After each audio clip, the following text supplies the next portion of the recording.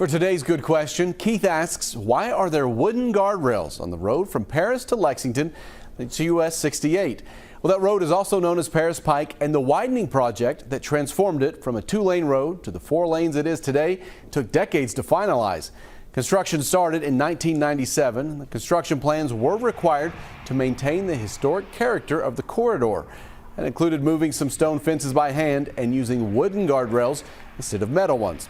Natasha Lacey with the Kentucky Transportation Cabinet told me KYTC constructed the wooden guardrail as part of the Paris Pike widening project as a mitigation element for impacting the historic properties along Paris Pike, US 68. If you have a good question you'd like answered, you can email goodquestion@wkyt.com, and I'll see you on WKYT Mornings.